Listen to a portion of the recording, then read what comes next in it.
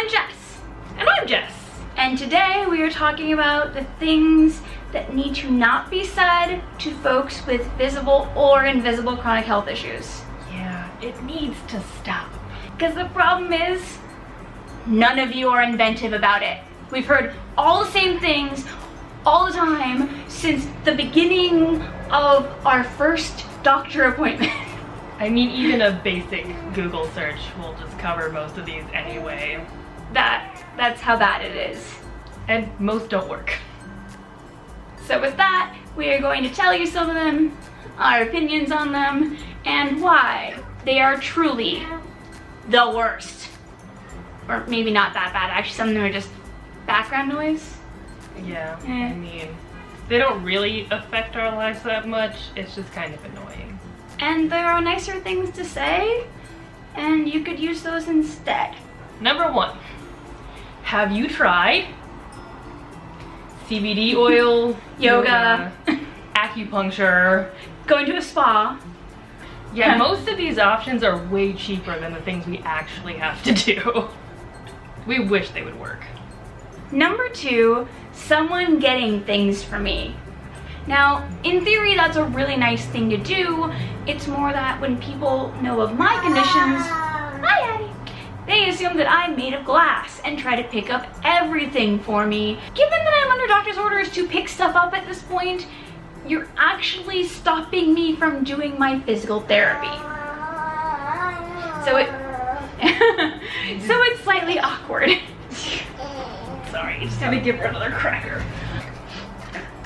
Number 3. Number 3, offering me medications that are not prescribed to me. What? Take details. We interrupt this regular news bulletin for child. I have acquired a baby. What a surprise. Hello. People will offer me Adderall, Xanax, pain medications I've never even heard of.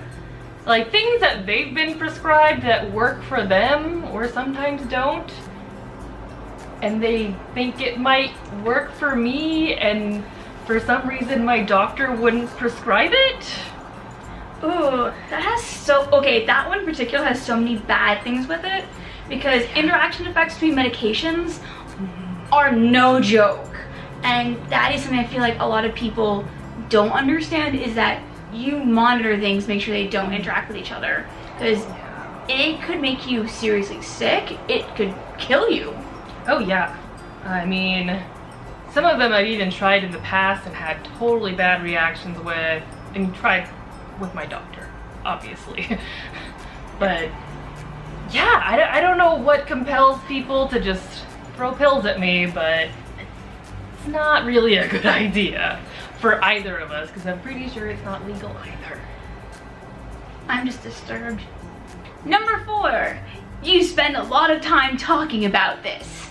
This is a thing that impacts every moment of my existence, and so I can't not think about it, and I'm usually in between, and since I'm usually in between doctor's offices and tests anyway, it's where my mind is.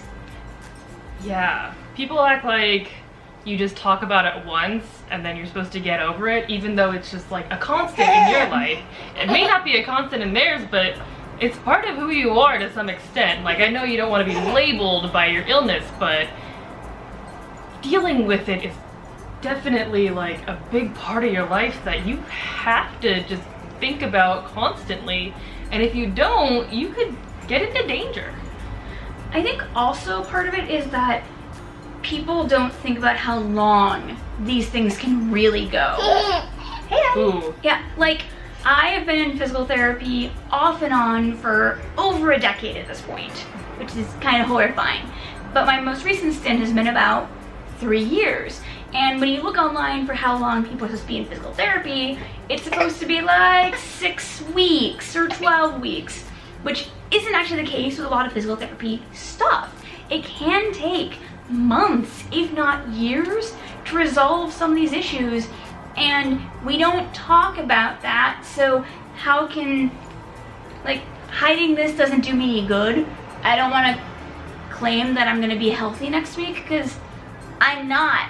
And that brings me to number 5, which is asking when you're going to get better. Oh, the favorite! Yeah. You know, friends who miss seeing you and are just upset that you haven't shown up to any of their parties or anything for quite some time. So they just keep asking you whether or not you're dead. God. Yep. Or the, we missed you. We hope you can make the next one. And you're like, yeah, I'm gonna try. But I think what makes that one worse is that most people I've met who are chronically ill in some way, we have cycles. So right now, I'm actually in pretty good shape. I've been making most of my appointments, seeing most of my people. But if you saw me January 2018, I was canceling like every other appointment, seeing every other person. Like, I think I canceled how many lunch dates? Yeah. We've canceled on each other so many times. Like, seriously, and that's how cycles are, and I think people remember the current cycle and forget that the next one will come, and yeah. And then the apology cycle begins. I feel like we should end this on a positive note, in the sense of like, I totally understand where you're coming from, because when you're asking these questions and saying these things, it's usually from a good place. Yeah. It's not necessarily bad intentions. You're trying. Maybe you don't have anyone else you know who's in any kind of visible or invisible chronic health situation.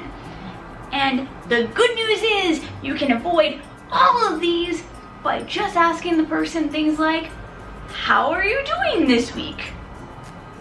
Like, keep inviting us to things. Sometimes we'll show up, sometimes we won't, but don't expect us to be there every single time, because sometimes we really just can't. But seriously, stop saying those things. Please. Yeah. If you liked our tiny video, if you like Addie, you should totally hit the like and subscribe buttons so we can keep bringing you. She's gonna hit them for you. Oh, yes. She'll help. So you can keep seeing our videos, and we'll catch you peeps when?